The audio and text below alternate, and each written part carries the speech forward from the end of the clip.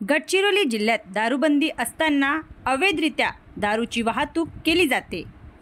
जिल्ह्यातील विविध police station येथे दाखल गुन्ह्यामध्ये जप्त मुद्देमाल हा नाशवंत असल्याने तसेच नवीन कारवाई दरम्यान देखील मुद्देमाल जप्त होत असल्याने जागे अभावी दीर्घ काळापासून प्रलंबित मुद्देमाल जतन करून ठेवणे अडचणीचे ठरत असते।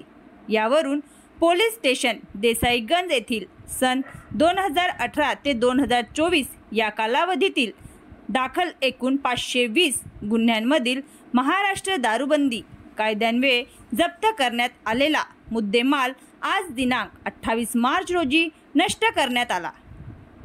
न्यायालय व अधीक्षक राज्य उत्पादन शुल्क गडचिरोली यांचे परवानगीने पोलीस स्टेशन देसाईगंजचे पोलीस निरीक्षक अजय जगताप यांनी राज्य उत्पादक शुल्क गडचिरोली विभागाचे दुय्यम निरीक्षक चंदन भगत व चौधरी यांच्यासह पोस्टे देसाईगंज हद्दीतील विविध दारूबंदी गुन्ह्यातील जप्त मुद्देमाल नष्ट केला।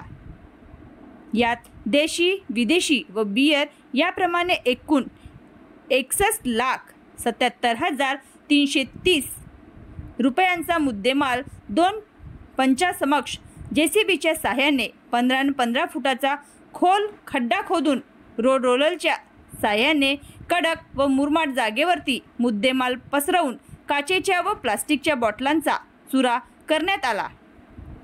त्यानंतर काचेचा चुरा व प्लास्टिकच्या चेपलेल्या बॉटल JCBच्या सहाय्याने खड्ड्यात टाकून खड्डा पूर्ववत बुजविण्यात आला।